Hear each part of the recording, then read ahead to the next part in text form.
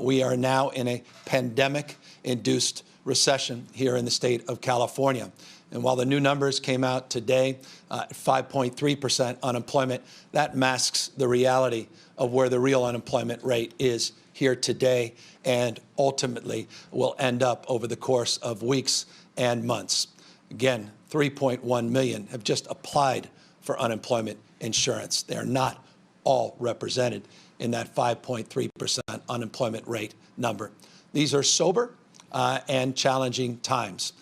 And we believe very confidently these are not permanent moments in terms of what we should expect in the future. We have great confidence in our capacity to, in a California way, to not just survive, working our way through this pandemic, but to thrive over the course of the next year, 2, and 3, as we turn this economy around. And so today we want to talk a little bit more specifically about our simultaneous efforts to focus not only on the crisis at hand, the situational challenges that remain daunting in the state of California, to not only bend the curve, but to see that curve begin to decline to meet the needs of millions and millions of Californians and address the crisis, but simultaneously at the same time begin to focus much more robustly, much more comprehensively on economic growth and economic recovery.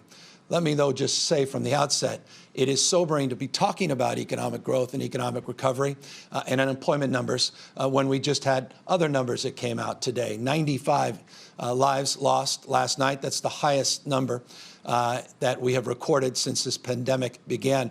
985 human beings, their stories, their lives, their families torn asunder, have lost their lives since the beginning of this pandemic. We are coming close to that 1,000 mark, a mark we hoped we would never see.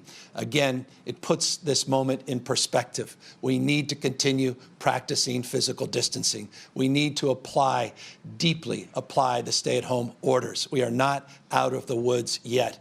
The worst mistake we can make after so much progress in the state of California, bending the curve, making those models moot because of your actions and your extraordinary cooperation in this effort, is to pull back right before we're at a point where we can start toggling back and begin a very thoughtful, phased-in approach to reopening the state of California and ultimately reopening our economy. So I want to frame that as a predicate because I recognize the exuberance some of us have around entering into the conversation, the next phase conversation about economic recovery and economic growth, and a desire to attach dates and deadlines to those strategies. I, of course, am never tempered by dates and deadlines. I only am guided by health and science, real data, and a granular level, bottom up, not top down.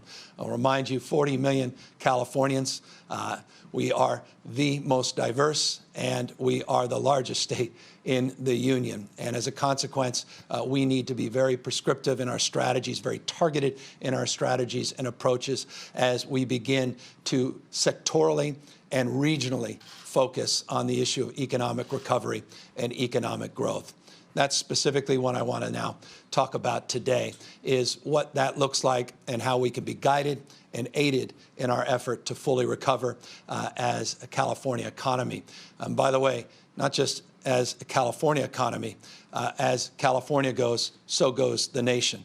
I should just note, since the Great Recession, California led the nation with 15% of all the American jobs were created since the Great Recession were created right here in the state of California. 3.4 million jobs since that recovery began, only to be confronted by this new reality.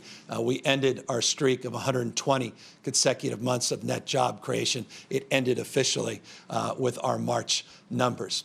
That said, our consequences of our actions will be felt all across the United States, and we recognize our unique responsibility as Californians to do our fair share and help lead the way in terms of job creation, retention, and job growth. And so what I have done is I have asked and tasked some of the best and brightest minds that we could source. A disproportionate number, almost exclusively, reside here in the state of California. Some of the most well-known business leaders in the world happen to reside here in California. Some of the great social justice warriors reside here in the state of California. Tribal leaders, healthcare leaders, small business leaders. We are blessed to have the kind of human resources that only a nation state could be afforded. And we have tasked 80 of them to begin to work through each and every sector of our economy to put together tangible, actionable ideas for short-term, medium, and long-term economic recovery. We have an advisory committee that represents the diversity of our state geographically and otherwise, and it's an advisory council that also includes, I'm proud to say, all 4 living former governors of the state of California, 2 Republicans, 2 Democrats. I want to thank Governor Pete Wilson. I want to thank Governor Arnold Schwarzenegger. I want to thank Governor Gray Davis, and I want to thank Governor Jerry Brown for joining this effort as well. We can't do it without you. This is not a partisan endeavor. This is about California and a California first mantra to do everything we can across our differences and across the spectrum of political ideology to row in the same direction. Accordingly, it's also guided and aided by leadership in both the Assembly and Senate, Republicans and Democrats. I want to thank all of them for their willingness to participate in this work group and to guide our recovery through the creation of this advisory group. When I talk about California way, with a bit of pride, that strategy is not just about growth. Strategy is predicated on inclusion, growth and inclusion. We respectfully submit that before we entered into this deeply challenging times, that those challenging times, despite those economic numbers, were very, very visible in a bifurcated and hybrid reality for many that were having the experience and benefits of the economy and others that were still struggling and left behind. A wealth and income inequality and divide that was among the highest in the nation. Poverty rates, homeless rates in this state, despite the incredible economic growth that really were an outrage and deserved the critique and criticism that we were well aware and certainly received from those that felt we should do more and do better. And so I say that to make this point. We are guided in our recovery with those considerations at heart, deeply at heart, and deeply in our minds. We recognize that if we're going to learn anything from the past, it's not to repeat the mistakes of the past and have a sustainable mindset, not just a situational mindset, again, in terms of how we recover. It is in the how we recover that I think ultimately we will be judged and judge ourselves. And I think that is the spirit of the group of people and advisors we put together.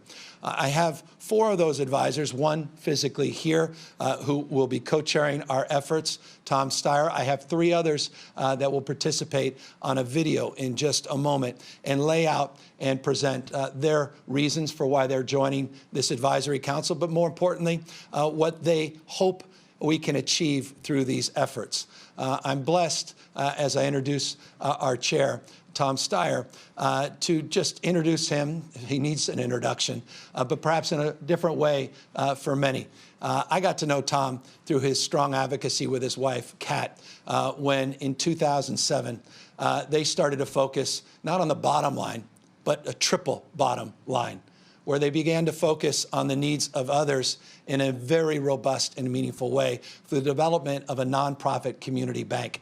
The focus was on sustainability, both from the perspective of Mother Nature, but also the markets, and to focus on low income, to focus on small businesses throughout the state of California. That bank has grown, and it's become truly a national model. Tom, of course, made his career understanding the economy in ways few of us could understand. His insight, his capacity to make investments, to see those investments pay off, his capacity to see the world not just locally, nationally, but internationally, brings those skill sets to bear as well. So values and also an understanding of free markets, understanding capitalism, unfettered and otherwise. We felt he was an ideal candidate to lead the charge and introduce the broader purpose behind this advisory committee.